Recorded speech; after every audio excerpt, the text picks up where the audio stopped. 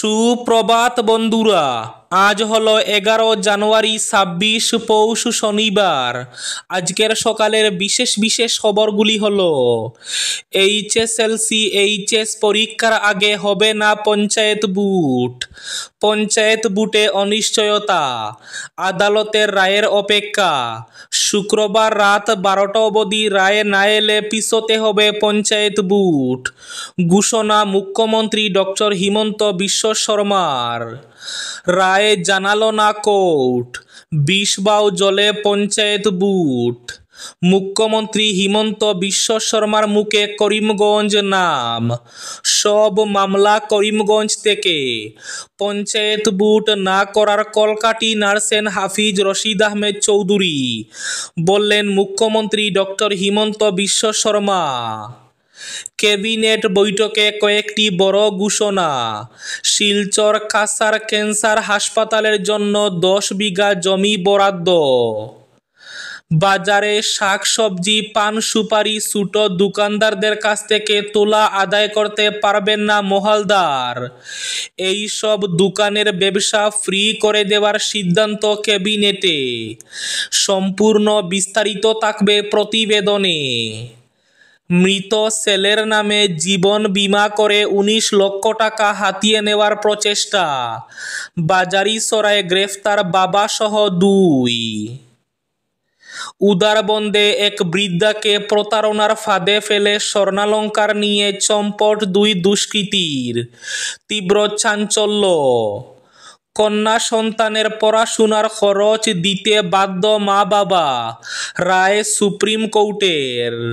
হাইলাকান্দি লালা হাসপাতালের অ্যাম্বুলেন্স চালকের গাফিলতিতে প্রসূতির মৃত্যু, আইনের দ্বারস্থ হওয়ার হুমকি। উদারবন্দে গ্যাস পাইপলাইন বসানোর কাজের সূচনা বিধায়ক মিহিরকান্তি সোমের। বরাক উপত্যকা জুড়ে সক্রিয় জাল নোটের চক্র। হাইলাকান্দিতে উদ্ধার 49,000-এর 500 নোট, বাজেয়াপ্ত হেরোইনও। শিলচরে ফুটপাত দখলমুক্ত করতে কাছাড় প্রশাসনের উচ্ছেদ অভিযান। এবং থাকবে আজকের বরাক উপত্যকার 3 জেলার আবহাওয়ার খবর।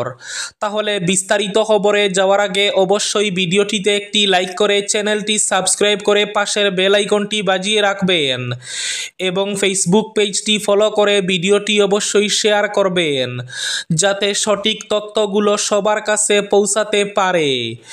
এবার শুনুন আজকের খবরগুলির বিস্তারিত। প্রথম খবর, রাজ্যে এইচএস পরীক্ষার আগে হবে না পঞ্চায়েত বুট, পঞ্চায়েত বুটে অনিশ্চয়তা, আদালতের রায়ের অপেক্ষা। শুক্রবার রাত 12টা অবধি রায় না এলে পিছোতে হবে পঞ্চায়েত বুট, ঘোষণা মুখ্যমন্ত্রী ডক্টর হিমন্ত বিশ্ব শর্মার। মুখ্যমন্ত্রী হিমন্ত বিশ্ব শর্মার মুখে করিমগঞ্জের নাম, সব মামলা করিমগঞ্জ থেকে। পঞ্চায়েত বুট না করার কলকাঠি নাড়ছেন হাফিজ রশিদ আহমেদ চৌধুরী। ক্যাবিনেট বৈঠক শেষে বললেন মুখ্যমন্ত্রী ডক্টর হিমন্ত বিশ্ব শর্মা। এদিকে রাত 12টা পেরিয়ে গেলেও রায় জানালো না কোর্ট, বিষবাও জলে পঞ্চায়েত বুট। পঞ্চায়েত নির্বাচন কি তাহলে পিছিয়ে যাচ্ছে? শুক্রবার আদালতের এজলাস থেকে শুরু করে রাজ্য মন্ত্রিসভার বৈঠকের পর মুখ্যমন্ত্রী হিমন্ত বিশ্ব শর্মার বক্তব্যের পর এমন কথাই প্রবল হয়ে উঠেছে।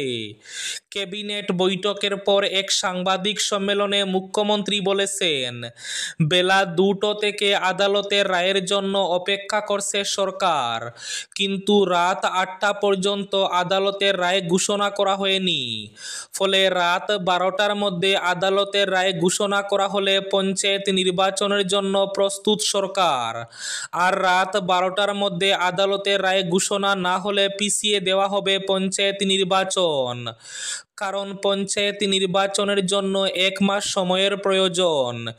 এই পরিস্থিতিতে 15 ফেব্রুয়ারি থেকে মাধ্যমিক ও উচ্চ মাধ্যমিক পরীক্ষা অনুষ্ঠিত হবে। ফলে রায় যদি শনিবার ঘোষণা করা হয়, তাহলে পরীক্ষার পর পঞ্চায়েত নির্বাচনের ব্যবস্থা করার সম্ভাবনার কথা জানান মুখ্যমন্ত্রী। তিনি আরও বলেছেন, পরীক্ষার মরশুমের পর শুরু হয়ে যায় বৃষ্টির বাদলের দিন। তাছাড়া হাইকোর্টের সিদ্ধান্ত নিয়ে আপত্তি থাকলে তা সুপ্রিম কোর্ট অবধি গড়াবে, ফলে আরও পিছিয়ে যাবে পঞ্চায়েত ভোট। এদিকে জানা মতে গত রাত অর্থাৎ শুক্রবার রাতে কোনো রায় ঘোষণা করেনি হাইকোর্ট, তাই পিছিয়ে যাচ্ছে রাজ্যের পঞ্চায়েত ভোট। এদিকে ক্যাবিনেট বৈঠকে কয়েকটি বড় ঘোষণা। কাছাড় ক্যান্সার হাসপাতালের জন্য 10 বিঘা জমি বরাদ্দ। শিলচরের কাছাড় ক্যান্সার হাসপাতালের জন্য 10 বিঘা জমি বরাদ্দ করেছে রাজ্য মন্ত্রিসভা। শুক্রবার ক্যাবিনেট বৈঠকের পর এক সাংবাদিক সম্মেলনে একথা জানিয়েছেন মুখ্যমন্ত্রী হিমন্ত। তিনি বলেন, শিলচরের কাছাড় ক্যান্সার সোসাইটির পরিচালিত ক্যান্সার হাসপাতালের জন্য সরকার এই জমি বরাদ্দ করেছে। এদিনের ক্যাবিনেট বৈঠকে আরও এক গুরুত্বপূর্ণ সিদ্ধান্তের কথা জানান মুখ্যমন্ত্রী। বিভিন্ন বাজারে শাকসবজি, পান সুপারির ছোট দোকানদারদের কাছ থেকে তুলা আদায় করে থাকেন বাজারের মহলদার। এবার থেকে মহলদার শাকসবজি, পান সুপারির দোকানের কাছ থেকে কোনো টাকা আদায় করতে পারবেন না। বাজারে এইসব দোকানদারের ব্যবসা ফ্রি করে দেওয়ার সিদ্ধান্ত নিয়েছে ক্যাবিনেট। মুখ্যমন্ত্রী এদিন বলেন, কাছাড় ও ধেমাজি জেলায় 1 লক্ষ লিটারের 2টি মিল্ক প্রসেসিং সেন্টার স্থাপনের সিদ্ধান্ত নেওয়া হয়েছে ক্যাবিনেটে। মৃত ছেলের নামে জীবন বীমা করে 19 লক্ষ টাকা হাতিয়ে নেওয়ার প্রচেষ্টা। বাজারিছড়ায় গ্রেফতার বাবাসহ 2 জন। মৃত ছেলের নামে ভারতীয় জীবন বীমা করে 19 লক্ষ টাকা হাতিয়ে নেওয়ার চেষ্টা করার অভিযোগে প্রতারক বাবা এবং তার এক সহযোগীকে বাজারিছড়া থানার পুলিশ গ্রেফতার করেছে। চাঞ্চল্যকর এই ঘটনা সংঘটিত হয়েছে শ্রীভূমি জেলার অন্তর্গত বাজারিছড়া থানাধীন কটামনি এলাকায়। ঘটনা সম্পর্কে বাজারিছড়া থানার ওসি নীলবজ্যোতি নাথ জানান, কটামনির রাধা মাধবপুর গ্রামের বাসিন্দা জনৈক তাজউদ্দিনের এক ছেলের মৃত্যু হয়েছিল গত 2017 সালে। এরপর তার বাবা ছলনার আশ্রয় নিয়ে 2020 সালে মৃত ছেলেকে জীবিত বলে তার নামে LIC এর পলিসি করে নেন। এই পলিসি করতে প্রয়োজনীয় নথিপত্র হিসাবে জমা দিতে জাল গ্রাম পঞ্চায়েত সার্টিফিকেট প্রদানে সহায়তা করেন ইছাবিল জিপির তৎকালীন ট্যাক্স কালেক্টর শওকত হোসেন। এদিকে জীবন বীমার 2টি প্রিমিয়াম জমা দিয়ে প্রতারক বাবা LICর কাছে সম্প্রতি মৃত ছেলের জীবন বীমা বাবদ 19 লক্ষ টাকা দাবি করে ডিমান্ড ড্রাফট জমা দেন। তখন কোনো কারণে সন্দেহ হয় জীবন বীমা সংস্থার সংশ্লিষ্ট কর্মীদের। পরে কিছু বিষয়ের যাচাই করে বীমা কর্তৃপক্ষ বাজারিছড়া থানায় 2 প্রতারকের বিরুদ্ধে এক FIR দায়ের করে ঘটনার তদন্ত দাবি করে উপযুক্ত ব্যবস্থা নেওয়ার আর্জি জানান। পুলিশও যথাসময়ে তদন্তে নেমে বুধবার 2 অভিযুক্তকে আটক করে জিজ্ঞাসাবাদ করতে থাকে। পুলিশি জেরায় ধৃতরা তাদের অপকর্মের কথা স্বীকার করে। পরের দিন বৃহস্পতিবার পুলিশ ধৃতদের প্রতারণা মামলা অভিযুক্ত করে শ্রীভূমির CJM আদালতে পেশ করে। আদালতের নির্দেশে উভয়কে জেল হাজতে পাঠানো হয়েছে। এই প্রতারণা মামলায় আরও কয়েকজন জড়িত বলে ইঙ্গিত দিয়েছেন পুলিশের তদন্তকারী আধিকারিক। শিলচরে ফুটপাত দখলমুক্ত করতে কাছাড় প্রশাসনের উচ্ছেদ অভিযান। কাছাড় জেলা প্রশাসন শুক্রবার শিলচর শহরের ফুটপাত থেকে অবৈধ দখলদারি সরাতে এক বড় ধরনের উচ্ছেদ অভিযান পরিচালনা করেছে। বহু দিন ধরে সাধারণ মানুষের অভিযোগের ভিত্তিতে এই অভিযান পরিচালিত হয়, যার মূল উদ্দেশ্য পথচারীদের অধিকার পুনরুদ্ধার এবং ফুটপাত নিরাপদ ও সহজে চলাচলের জন্য উন্মুক্ত করা। শিলচরের ফুটপাতগুলি দীর্ঘদিন ধরে বিভিন্ন বেআইনি কাঠামো এবং হকারদের দখলে থাকার অভিযোগ রয়েছে, ফলে পথচারীরা প্রতিনিয়ত সমস্যার সম্মুখীন হচ্ছিলেন।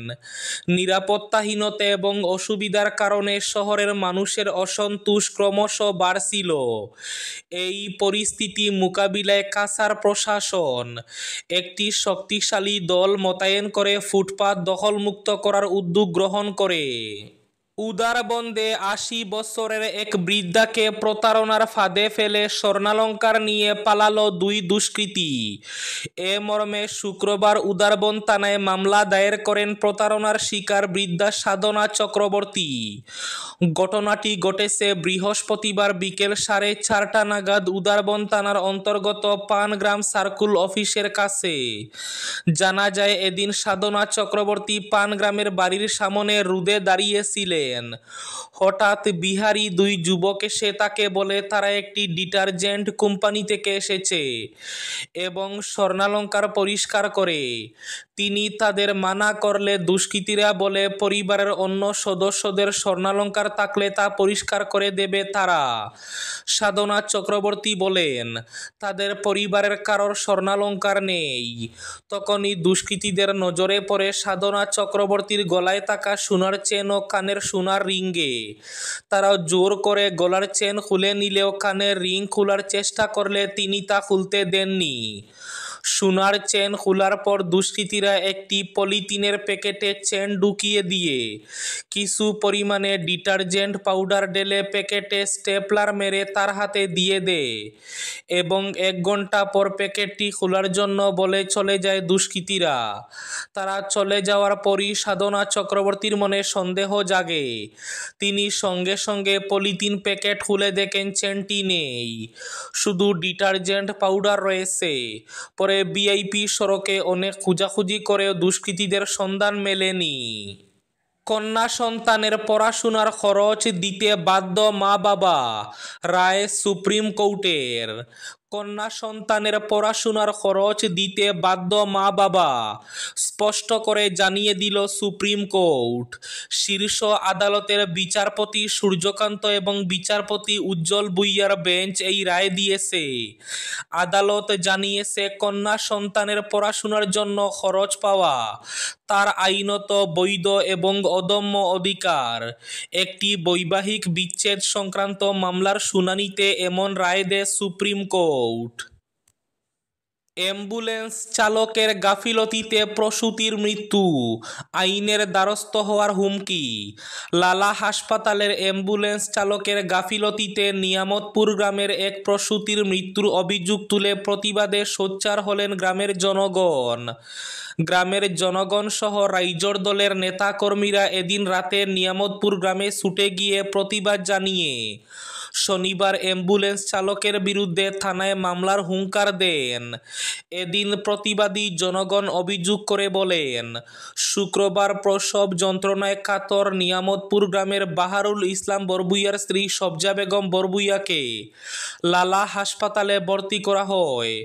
ঘণ্টা কয়েক পর্যবেক্ষণে রাখার পর মহিলার অবস্থা বিবেচনা করে কর্তব্যরত চিকিৎসক তাকে হাইলাকান্দির এসকে রায় সিভিল হাসপাতালে রেফার করেন।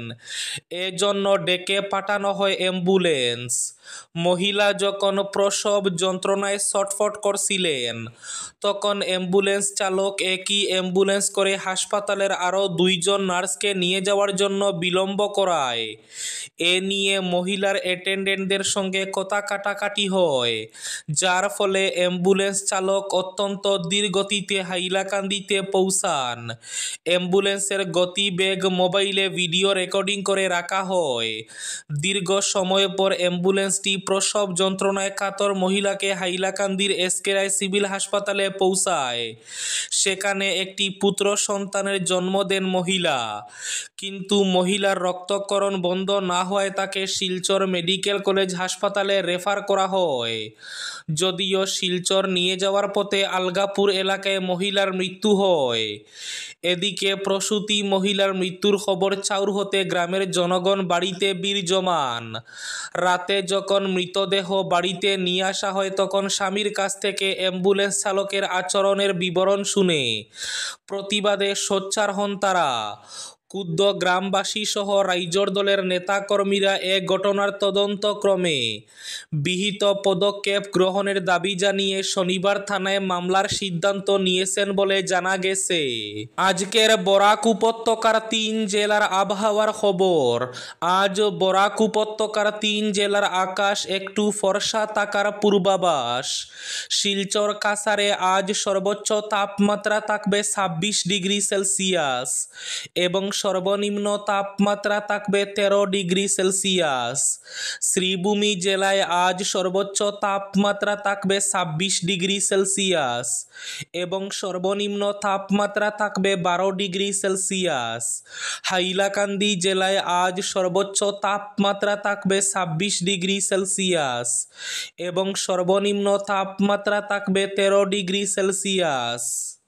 এবার শেষ খবরটি। বরাক উপত্যকায় সক্রিয় রয়েছে জাল নোটের একটি বৃহৎ চক্র। কাছাড় শ্রীভূমি জেলার পর এবার হাইলাকান্দি জেলায় বড় পরিমাণে জাল নোট উদ্ধার করেছে পুলিশ। নোটবন্দির পর এক সময়ে জাল নোটের চোরাচালান বন্ধ হয়ে গেলেও বর্তমানে এই চক্র পুনরায় সক্রিয় হয়েছে। গত রাতে হাইলাকান্দি শহরের পার্শ্ববর্তী বাউয়ারঘাট বাজারের একটি মুদি দোকান থেকে পুলিশ 98টি জাল 500 টাকার নোট উদ্ধার করে। এই অভিযানে সিআরপিএফ এবং পুলিশের একটি দল সন্দেহজনক 138 গ্রাম হেরোইনও জব্দ করে। অভিযানে 2 সরবরাহকারী জামিল হোসেন লস্কর ও জাবেদ হোসেনকে লস্করকে গ্রেফতার করা হয়েছে। এই ছিল আজকের সকালের বিশেষ খবরগুলি। ভিডিওটি অবশ্যই লাইক করে শেয়ার করে দেবেন।